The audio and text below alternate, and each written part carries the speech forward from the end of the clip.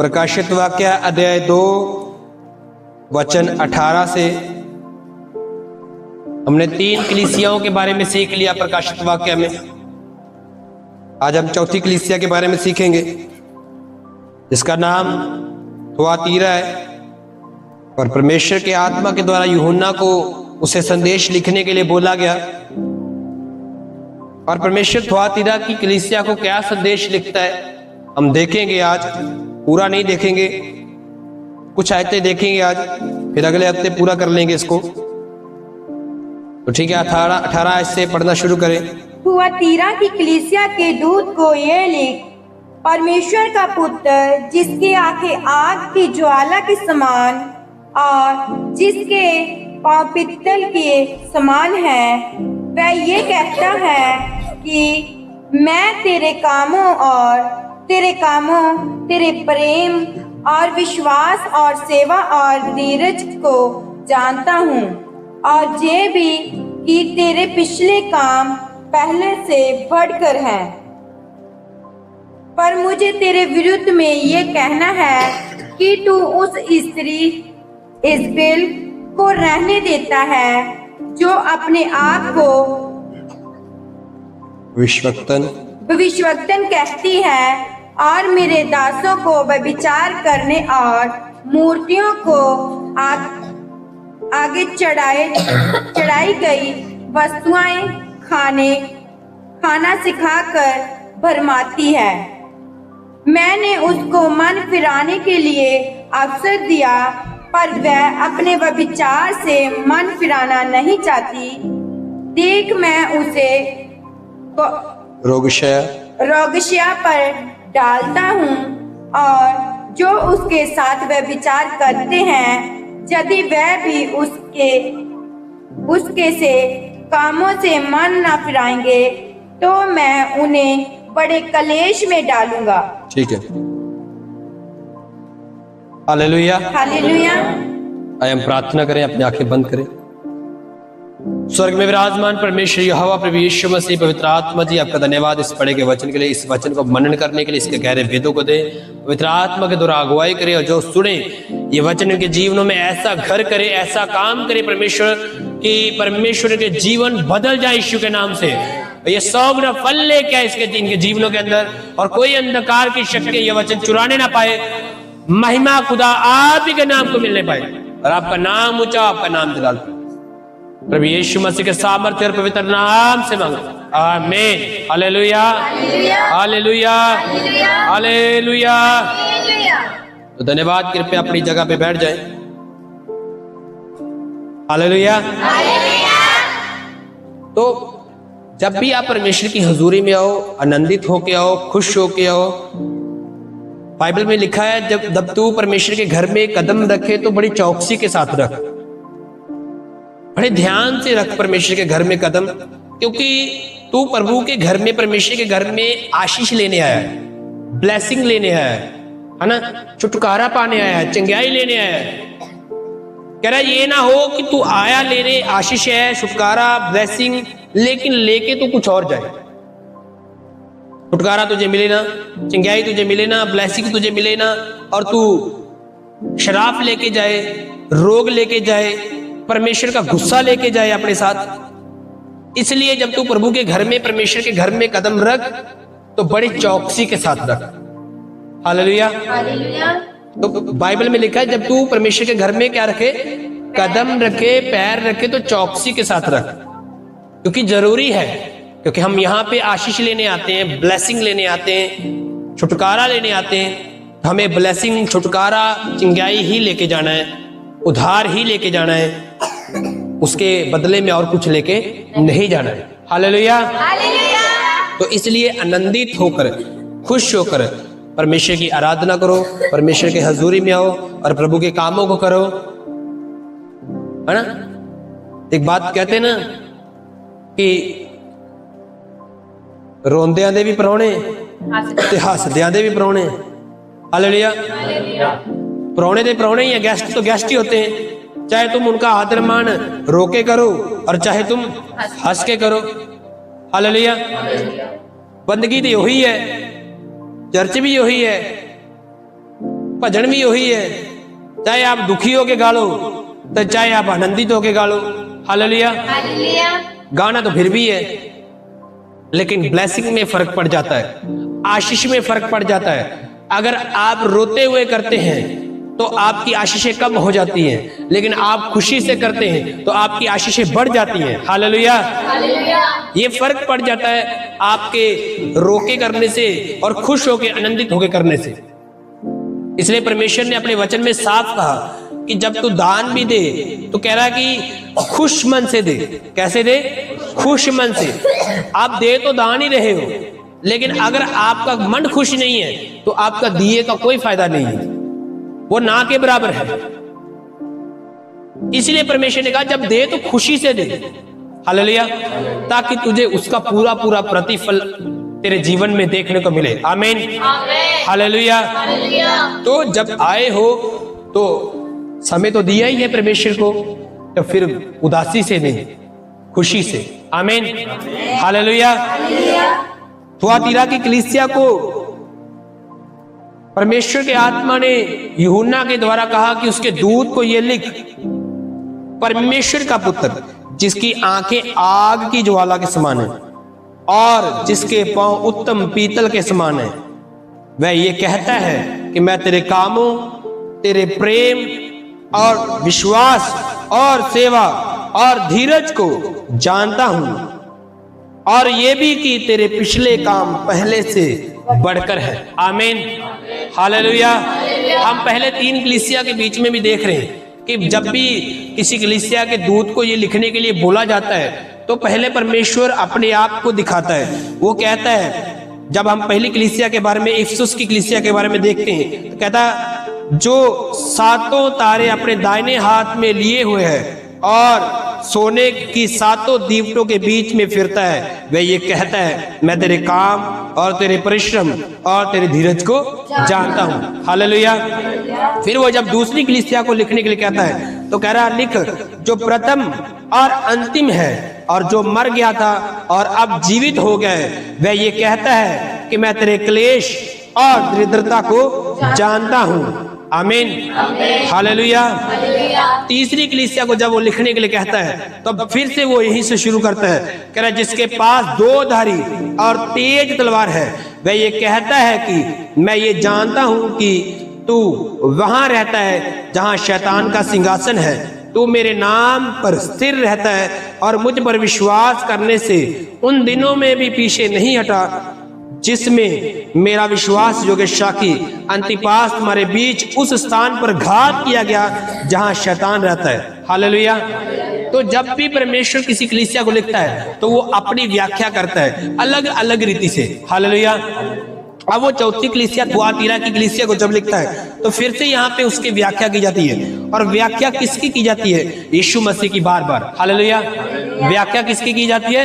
यीशु मसीह की बार बार। और यहाँ भी देखो लिखा है परमेश्वर का पुत्र जिसकी आंखें आग की ज्वाला के समान और जिसके पांव उत्तम पीतल के समान है। हालेलुया। जैसे लोगों ने, पृथ्वी के लोगों ने, दुनिया ने जैसे यीशु मसीह को देखा है ना, यीशु मसीह असलियत में वैसा है नहीं। यीशु मसीह हम इंसानों के लिए वैसा बन के आया। यीशु मसीह की आंखें आग की ज्वाला है, उसके पांव उत्तम पीतल के समान है। हालेलुया।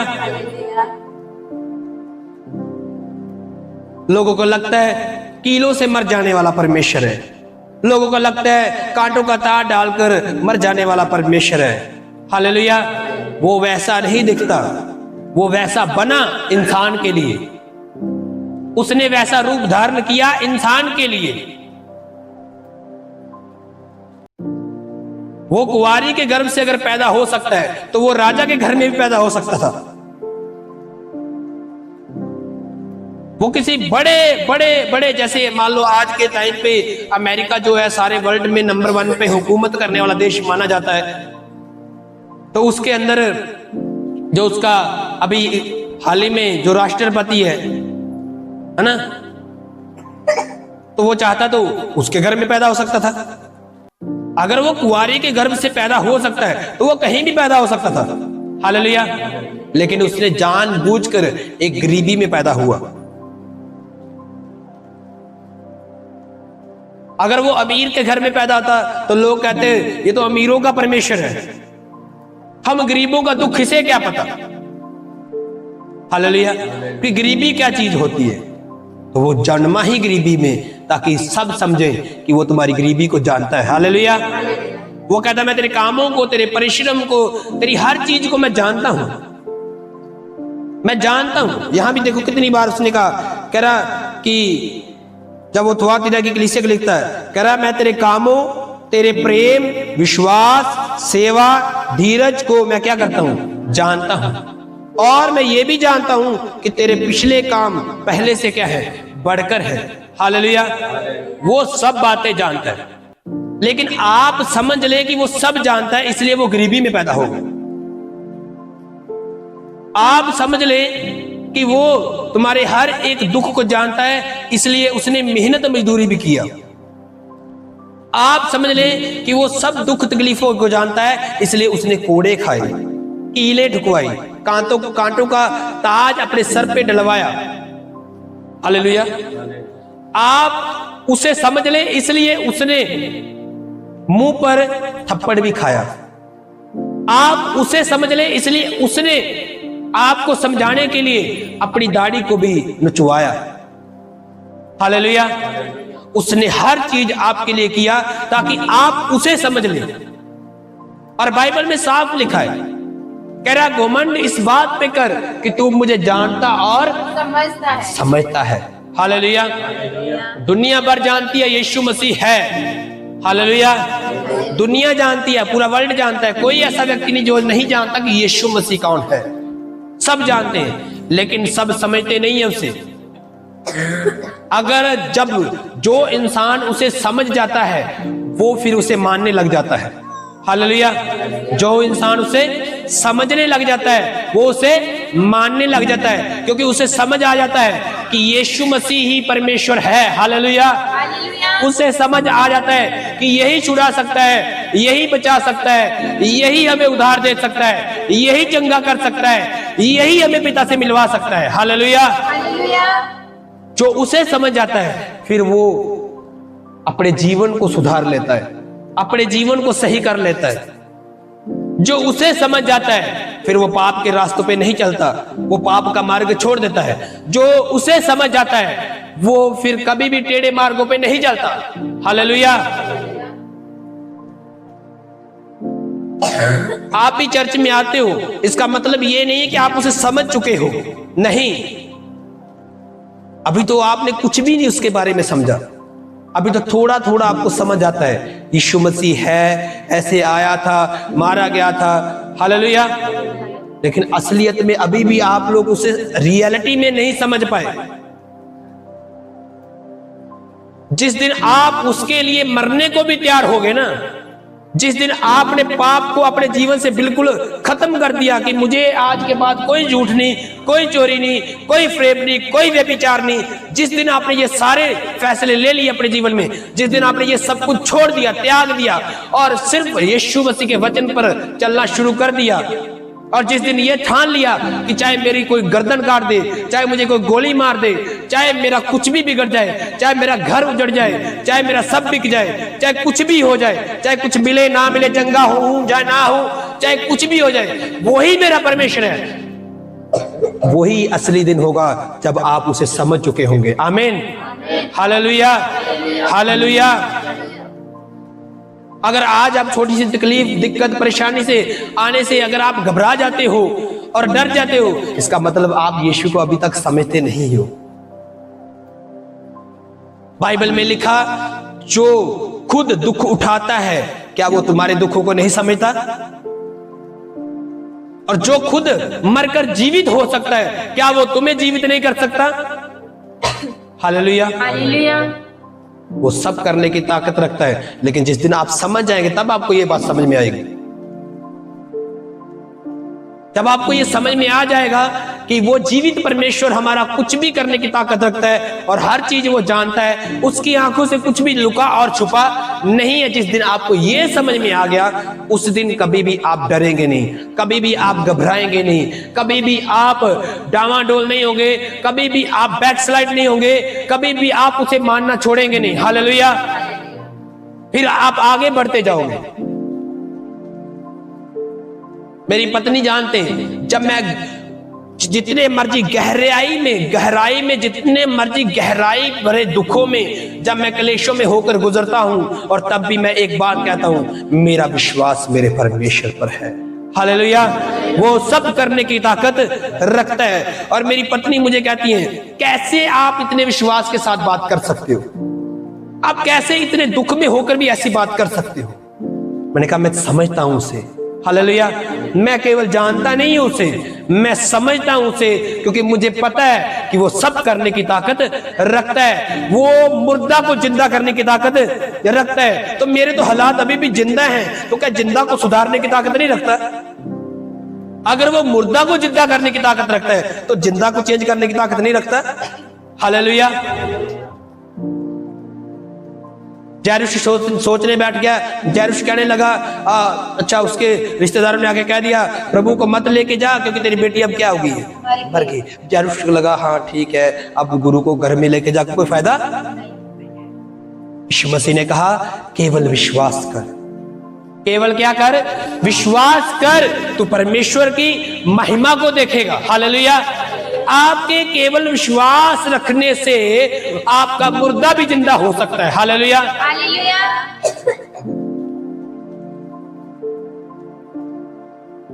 अब इसके ऊपर लोग टिप्पणियां करते हैं, लोग कमेंट बाजियां करते हैं।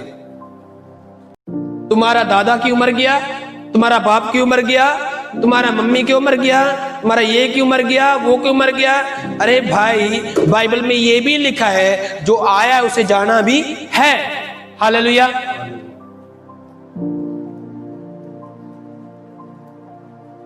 जो आया है उसे जाना भी है। ये उस मुर्दा को जिंदा करने की बातचीत नहीं चल रही यहां पे। हालेलुया।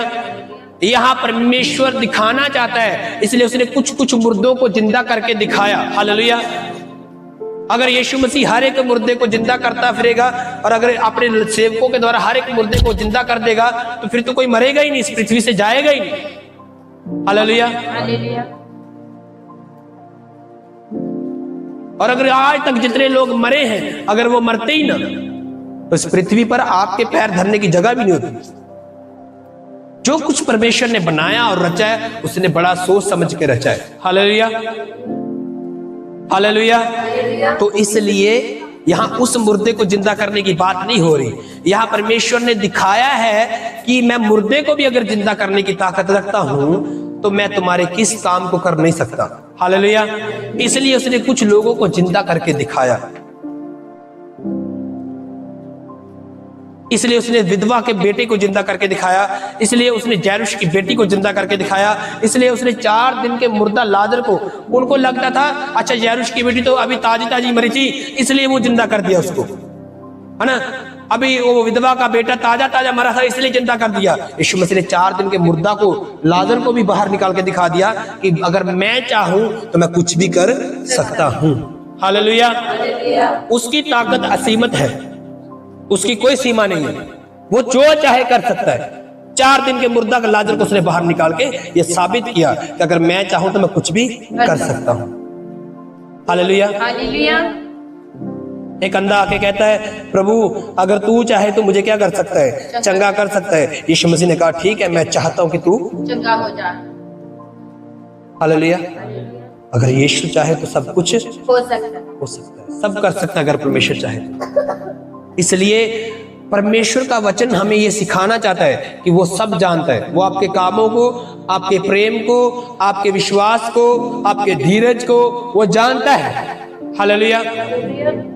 लेकिन जिस दिन आप उसे समझ गए, उस दिन फिर आप घबराओगे नहीं, आप डरोगे नहीं। हालेलुया। तो प्रभु आपको ब्लेस करे, आशीष करे। परमेश्वर कहता, मैं ये भी जानता हूं कि तेरे पिछले काम पहले से क्या है, बढ़कर है। वो आपके पुराने जीवन को, नए जीवन को, सब बातों को जानता है। हालेलुया। आपने पहले क्या किया उसके लिए और अब क्या कर रहे हो उसके लिए, वो सब बातें जानता है। इसलिए आपको विश्वास रखना है, आपको उसके मार्गों पे चलते रहना है। प्रभु आपको ब्लेस करे, आशीषित करे इस वचन के द्वारा। आए हम अगले समय में जाएंगे, हम अपनी जगह पे खड़े हो जाएं।